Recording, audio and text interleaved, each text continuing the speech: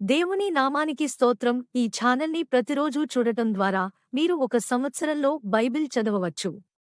దయచేసి సబ్స్క్రైబ్ చేయండి. నేటి వేద భాగం. ఆదికాండము 3వ అధ్యాయము. దేవుడైన యెహోవా చేసిన సమస్త భూజంతువులలో సర్పము యుక్తి కలదై ఉండెను. అది ఆ స్త్రీతో, ఇది నిజమా? ఈ తోట చెట్లలో దేని ఫలములనైనను మీరు తినకూడదని దేవుడు చెప్పెనా అని అడిగెను. అందుకు స్త్రీ, ఈ తోట చెట్ల ఫలములను మేము తినవచ్చును. అయితే తోట మధ్యనున్న చెట్టు ఫలములను గూర్చి దేవుడు మీరు చావకుండునట్లు వాటిని తినకూడదనియూ వాటిని ముట్టకూడదనియూ చెప్పెనని సర్పముతో అనెను.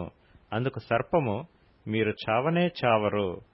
ఏలయనగా మీరు వాటిని తిను దినమున మీ కన్నులు తెరవబడుననియూ మీరు మంచి చెడ్డలను ఎరిగిన వారై దేవతల వలె ఉందురనియూ దేవునికి తెలియునని స్త్రీతో చెప్పగా, స్త్రీ ఆ వృక్షము ఆహారమునకు మంచిదియు కన్నులకు అందమైనదియు వివేకమిచ్చు రమ్యమైనదియునై యుండుట చూచినప్పుడు ఆమె దాని ఫలములలో కొన్ని తీసుకొని తిని తనతో పాటు తన భర్తకును ఇచ్చెను. అతడు కూడా తినెను. అప్పుడు వారిద్దరి కన్నులు తెరవబడెను. వారు తాము దిగంబరులమని తెలుసుకొని అంజూరపు ఆకులు కుట్టి తమకు కచ్చడములను చేసుకొండ్రి. చల్లపూటను ఆదామును అతని భార్యయు తోటలో సంచరించుచున్న దేవుడైన యెహోవా స్వరమును విని దేవుడైన యెహోవా ఎదుటికి రాకుండా తోట చెట్ల మధ్యను దాగుకొనగా, దేవుడైన యెహోవా ఆదామును పిలిచి, నీవు ఎక్కడ ఉన్నావనెను. అందుకతడు, నేను తోటలో నీ స్వరము వినినప్పుడు దిగంబరినిగా నుంటిని గనుక భయపడి దాగుకొంటినెను. అందుకాయన, నీవు దిగంబరివని నీకు తెలిపినవాడెవడు? నీవు తినకూడదని నేను నీకాజ్ఞాపించిన వృక్ష ఫలములు తింటివా అని అడిగెను. అందుకు ఆదాము, నాతో నుండుటకు నీవు నాకిచ్చిన ఈ స్త్రీయే ఆ వృక్ష ఫలములు కొన్ని నాకియ్యగా నేను తింటినెను. అప్పుడు దేవుడైన యెహోవా స్త్రీతో, నీవు చేసినది ఏమిటని అడుగగా, స్త్రీ, సర్పము నన్ను మోసపుచ్చినందున తింటినెను. అందుకు దేవుడైన యెహోవా సర్పముతో, నీవు దీని చేసినందున పశువులన్నిటిలోనూ భూజంతువులన్నిటిలోనూ నీవు శపింపబడిన దానివై నీ కడుపుతో ప్రాకుచు నీవు బ్రతుకు దినములన్నీయు మన్ను తిందువు. మరియు నీకును స్త్రీకిని నీ సంతానమునకును ఆమె సంతానమునకును వైరము కలుగచేసెదను. అది నిన్ను తల మీద కొట్టును, నీవు దానిని మడిమ మీద కొట్టుదువని చెప్పెను. ఆయన స్త్రీతో, నీ ప్రయాసమును నీ గర్భవేదనను నేను మిక్కిలి హెచ్చించెదను. వేదనతో పిల్లలను కందువు. నీ భర్త ఎడల నీకు వాంఛ కలుగును, అతడు నిన్ను ఏలునని చెప్పెను. ఆయన ఆదాముతో, నీవు నీ భార్య మాట విని తినవద్దని నేను నీకాజ్ఞాపించిన వృక్ష ఫలములు తింటివి గనుక నీ నిమిత్తము నేల శపింపబడియున్నది. ప్రయాసంతోనే నీవు బ్రతుకు దినములన్నీయు దాని పంట తిందువు. అది ముండ్ల తుప్పలను గచ్చ పొదలను నీకు మొలిపించును. పొలములోని పంట తిందువు. నీవు నేలకు తిరిగి చేరు వరకు నీ ముఖపు చెమట కార్చి ఆహారము తిందువు. ఏలయనగా నేల నుండి నీవు తీయబడితివి, నీవు మన్నే కనుక తిరిగి మన్నై పోదువని చెప్పెను. ఆదాము తన భార్యకు హవ్వ అని పేరు పెట్టెను. ఏలయనగా ఆమె జీవము గల ప్రతి వానికిని తల్లి. దేవుడైన యెహోవా ఆదామునకును అతని భార్యకును చర్మపు చొక్కాయలను చేయించి వారికి తొడిగించెను. అప్పుడు దేవుడైన యెహోవా, ఇదిగో, మంచి చెడ్డలను ఎరుగునట్లు ఆదాము మనలో ఒకని వంటి వాడాయెను. కాబట్టి అతడు ఒకవేళ తన చెయ్యి చాచి జీవవృక్ష ఫలములను కూడా తీసుకొని తిని నిరంతరము జీవించునేమో అని దేవుడైన యెహోవా అతడు ఏ నేల నుండి తీయబడెనో దాని సేద్యపరచుటకు ఏదెను తోటలో నుండి అతని పంపివేసెను. అప్పుడాయన ఆదామును వెళ్లగొట్టి ఏదెను తోటకు తూర్పు దిక్కున కెరూబులను జీవవృక్షమునకు పోవు మార్గమును కాచుటకు ఇటు అటు తిరుగుచున్న ఖడ్గ జ్వాలను నిలవబెట్టెను. ఆదికాండము 4వ అధ్యాయము. ఆదాము తన భార్య అయిన హవ్వను కూడినప్పుడు ఆమె గర్భవతి అయి కయీనును కని, యెహోవా దయ వలన నేనొక మనిషిని సంపాదించుకొన్నానెను. తరువాత ఆమె అతని తమ్ముడగు హేబెలును కనెను. హేబెలు గొర్రెల కాపరి, కయీను భూమిని సేద్యపరచువాడు. కొంతకాలమైన తరువాత కయీను పొలము పంటలో కొంత యెహోవాకు అర్పణగా తెచ్చెను. హేబెలు కూడా తన మందలో తొలుచూలున పుట్టిన వాటిలో క్రొవ్విన వాటిని కొన్ని తెచ్చెను. యెహోవా హేబెలును అతని అర్పణను లక్ష్యపెట్టెను. కయీనును అతని అర్పణను ఆయన లక్ష్యపెట్టలేదు. కాబట్టి కయీనుకు మిక్కిలి కోపము వచ్చి అతడు తన ముఖము చిన్నబుచ్చుకొనగా, యెహోవా కయీనుతో, నీకు కోపమేలా? ముఖము చిన్నబుచ్చుకొని ఉన్నావేమి? నీవు సత్క్రియ చేసిన ఎడల తలనెత్తుకొనవా? సత్క్రియ చేయని ఎడల వాకిట పాపము పొంచియుండును. నీ ఎడల దానికి వాంఛ కలుగును, నీవు దానిని ఏలుదువనెను. కయీను తన తమ్ముడైన హేబెలుతో మాట్లాడెను. వారు పొలములో ఉన్నప్పుడు కయీను తన తమ్ముడైన హేబెలు మీద పడి అతన్ని చంపెను. యెహోవా, నీ తమ్ముడైన హేబెలు ఎక్కడనున్నాడని కయీను నడగగా, అతడు, నేనెరుగను, నా తమ్మునికి నేను కావలివాడనా అనెను. అప్పుడాయన, నీవు చేసిన పని ఏమిటి? నీ తమ్ముని రక్తము యొక్క స్వరము నేలలో నుండి నాకు మొరపెట్టుచున్నది. కావున నీ తమ్ముని రక్తమును నీ చేతిలో నుండి పుచ్చుకొనుటకు నోరు తెరచిన ఈ నేల మీద ఉండకుండా నీవు శపింపబడిన వాడవు. నీవు నేలను సేద్యపరచునప్పుడు అది తన సారమును ఇక మీదట నీకియ్యదు. నీవు భూమి మీద దిగులు పడుచు దేశ దిమ్మరువై ఇందువనెను. అందుకు కయీను, నా దోష శిక్ష నేను భరించలేనంత గొప్పది. నేడు ఈ ప్రదేశము నుండి నన్ను వెళ్లగొట్టితివి. నీ సన్నిధికి రాకుండా వెలివేయబడి దిగులు పడుచు భూమి మీద దేశ దిమ్మరునై ఇందును. కావున నన్ను కనుగొనువాడెవడో వాడు నన్ను చంపునని యెహోవాతో అనెను. అందుకు యెహోవా అతనితో, కాబట్టి ఎవడైనను కయీనును చంపినేడల వానికి ప్రతిదండన 7 కలుగునెను. మరియు ఎవడైనను కయీనును కనుగొని అతనిని చంపక ఇండునట్లు యెహోవా అతనికి ఒక గుర్తు వేసెను. అప్పుడు కయీను యెహోవా సన్నిధిలో నుండి బయలుదేరి వెళ్లి ఏదెనుకు తూర్పు దిక్కున నోదు దేశములో కాపురముండెను. కయీను తన భార్యను కూడినప్పుడు ఆమె గర్భవతి అయి హనోకును కనెను. అప్పుడతడు ఒక ఊరు కట్టించి ఆ ఊరికి తన కుమారుని పేరును బట్టి హనోకు అను పేరు పెట్టెను. హనోకుకు ఈరాదు పుట్టెను. ఈరాదు మహూయాయేలును కనెను. మహూయాయేలు మతూషాయేలును కనెను. మతూషాయేలు లెమెకును కనెను. లెమెకు 2 స్త్రీలను పెండ్లి చేసుకొనెను. వారిలో ఒకదాని పేరు ఆదా, రెండవ దాని పేరు సిల్లా. ఆదా యాబాలును కనెను. అతడు పశువులు గలవాడై గుడారములలో నివసించు వారికి మూలపురుషుడు. అతని సహోదరుని పేరు యూబాలు. ఇతడు సితారాను సానికును వాడుక చేయువారికందరికిని మూలపురుషుడు. మరియు సిల్లా తూబల్కయీనును కనెను.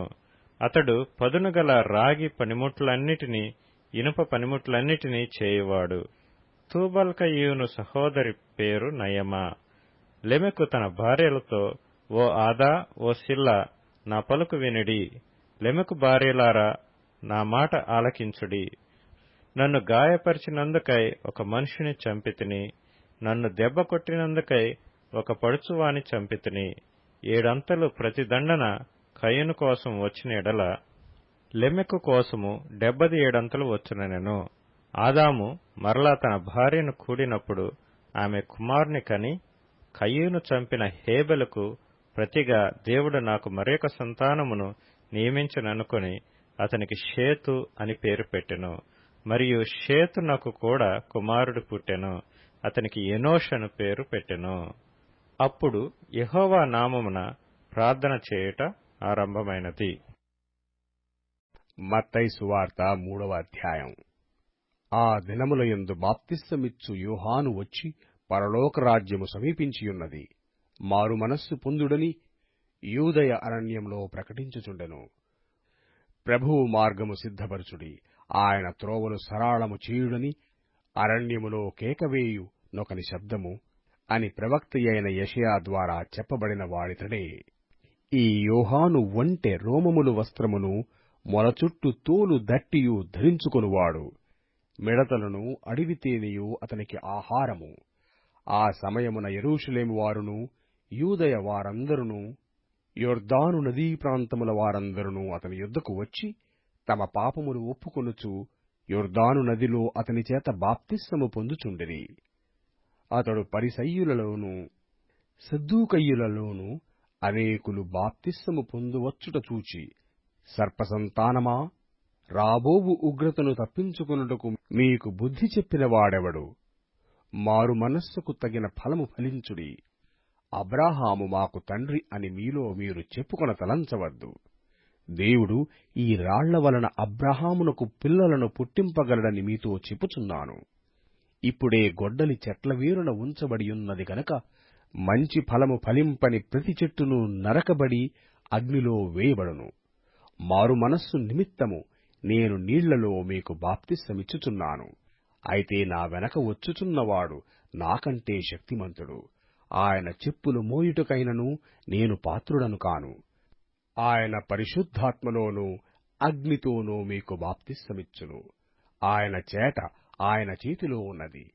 ఆయన తన కళ్ళమును బాగుగా శుభ్రము చేసి గోధుమలను కొట్టులో పోసి ఆరని అగ్నితో పొట్టును కాల్చివేయునని వాడితో చెప్పెను. ఆ సమయమున యోహాను చేత బాప్తిస్మము పొందుటకు యేసు గలిలయ నుండి యొర్దాను దగ్గరనున్న అతని యొద్దకు వచ్చెను.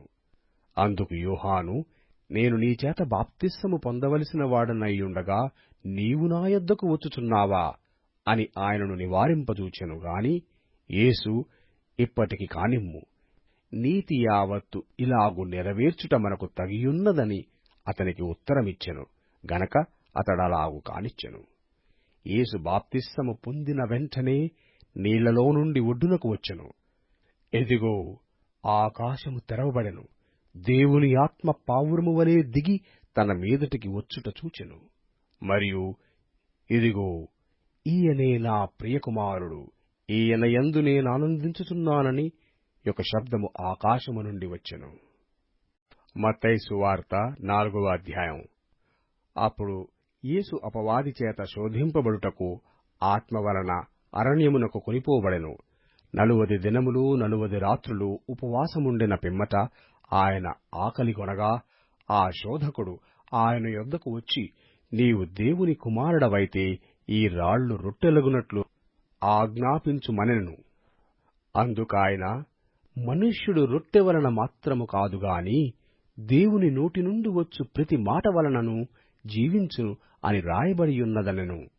అంతట అపవాది పరిశుద్ధ పట్టణమునకు ఆయనను తీసుకునిపోయి దేవాలయ శిఖరమున ఆయనను నిలవబెట్టి, నీవు దేవుని కుమారుడవైతే క్రిందకి దుముకుము, ఆయన నిన్ను గూర్చి తన దూతలకాజ్ఞాపించును, నీ పాదమెప్పుడైనను రాతికి తగలకుండా వారు నిన్ను చేతులతో ఎత్తికొందురు అని రాయబడియున్నదని ఆయనతో చెప్పెను. అందుకు యేసు, ప్రభువైన నీ దేవుని నీవు శోధింపవలదని మరి ఒకచోట రాయబడియున్నదని వానితో చెప్పెను. మరల అపవాది మిగుల ఎత్తైన ఒక కొండ మీదకి ఆయనను తోడుకొనిపోయి ఈ లోకరాజ్యములన్నిటినీ వాటి మహిమను ఆయనకు చూపి, నీవు సాగిలపడి నాకు నమస్కారము చేసిన ఎడల వీటినన్నిటినీ నీకిచ్చెదనని ఆయనతో చెప్పగా, యేసు వానితో, సాతానా పొమ్ము, ప్రభువైన నీ దేవునికి మొక్కి ఆయనను మాత్రము సేవింపవలెను అని రాయబడియున్నదనెను. అంతట అపవాది ఆయనను విడిచిపోగా, ఇదిగో, దేవదూతలు వచ్చి ఆయనకు పరిచర్య చేసిరి. యోహాను చెరపట్టబడెనని యేసు విని గలిలయకు తిరిగి వెళ్లి నజరేతు విడిచి జెబూలూను నఫ్తాలి అను ప్రదేశముల ప్రాంతములలో సముద్ర తీరమందలి కపెర్నహూమునకు వచ్చి కాపురముండెను. జెబూలూను దేశమును నఫ్తాలి దేశమును యొర్దానుకు ఆవలనున్న సముద్ర తీరమున అన్యజనులు నివసించు గలిలయయు చీకటిలో కూర్చుండియున్న ప్రజలను గొప్ప వెలుగు చూచిరి. మరణ ప్రదేశములోనున్న మరణఛాయలోనూ కూర్చుండిన్న వారికి వెలుగు ఉదయించెను అని ప్రవక్తయైన యెషయా ద్వారా పలుకబడినది నెరవేరునట్లు ఇలాగు జరిగెను. అప్పటి నుండి యేసు పరలోక రాజ్యము సమీపించియున్నది గనుక మారుమనస్సు పొందుడని చెప్పుచూ ప్రకటింప మొదలుపెట్టెను. యేసు గలిలయ సముద్ర తీరమున నడుచుచుండగా పేతురనబడిన సిమోను, అతని సహోదరుడైన అంద్రేయ అను ఇద్దరు సహోదరులు సముద్రములో వలవేయుట చూచెను. వారు జాలరులు. ఆయన, నా వెంబడి రండి, నేను మిమ్మును మనుష్యులను పట్టు జాలరులనుగా చేతునని వారితో చెప్పెను. వెంటనే వారు తమ వలలు విడిచిపెట్టి ఆయనను వెంబడించిరి. ఆయన అక్కడ నుండి వెళ్లి జెబెదయి కుమారుడైన యాకోబు, అతని సహోదరుడైన యోహాను అను మరియిద్దరు సహోదరులు తమ తండ్రి అయిన జెబెదయి యొద్ద దోణిలో తమ వలలు బాగుచేసుకొనుచుండగా చూచి వారిని పిలిచెను. వెంటనే వారు తమ దోణెను తమ తండ్రిని విడిచిపెట్టి ఆయనను వెంబడించిరి. యేసు వారి సమాజ మందిరములలో బోధించుచు, దేవుని రాజ్యమును గూర్చిన సువార్తను ప్రకటించుచు, ప్రజలలోని ప్రతి వ్యాధిని రోగమును స్వస్థపరచుచు గలిలయందంతటా సంచరించెను. ఆయన కీర్తి సిరియా దేశమంతటా వ్యాపించెను. నానావిధములైన రోగముల చేతను వేదనల చేతను పీడింపబడిన వ్యాధిగ్రస్తులందరినీ, దయ్యము పట్టిన వారిని, చాంద్రరోగులను, పక్షవాయువు గలవారిని వారు ఆయన వద్దకు తీసుకుని రాగా ఆయన వారిని స్వస్థపరచెను. గలిలయ, దెకపోలి, యెరూషలేము, యూదయ ప్రదేశముల నుండియూ యోర్దానునకు అవతల నుండియూ బహుజన సమూహములు ఆయనను వెంబడించెను. కీర్తనలు 2వ కీర్తన. అన్యజనులు ఏల అల్లరి రేపుచున్నారు, జనములు ఏల వ్యర్థమైన దానిని తలంచుచున్నవి. మనము వారి కట్లు తెంపుదము రండి, వారి పాశములను మన యొద్ద నుండి పారవేయుదము రండి అని చెప్పుకొనుచు భూరాజులు యెహోవాకును ఆయన అభిషిక్తునికిని విరోధముగా నిలవబడుచున్నారు. ఏలికలు ఏకీభవించి ఆలోచన చేయుచున్నారు. ఆకాశమందు ఆసీనుడగువాడు నవ్వుచున్నాడు. ప్రభువు వారిని చూచి అపహసించుచున్నాడు. ఆయన ఉగ్రుడై వారితో పలుకును. ప్రచండ కోపము చేత వారిని తల్లడింపచేయును. నేను నా పరిశుద్ధ పర్వతమైన సీయోను మీద నా రాజును ఆసీనునిగా చేసియున్నాను. కట్టడను నేను వివరించెదను. యెహోవా నాకీలాగు సెలవిచ్చెను. నీవు నా కుమారుడవు, నేడు నిన్ను కనియున్నాను. నన్ను అడుగుము, జనములను నీకు స్వాస్థ్యముగాను భూమిని దిగంతముల వరకు సొత్తుగాను ఇచ్చెదను.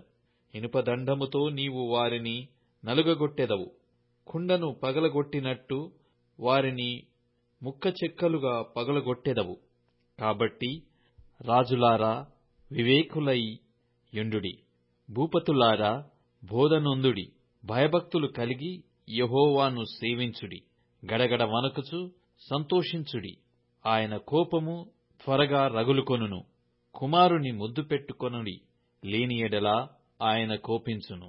అప్పుడు మీరు త్రోవ తప్పి నశించెదరు. ఆయనను ఆశ్రయించు వారందరూ ధన్యులు.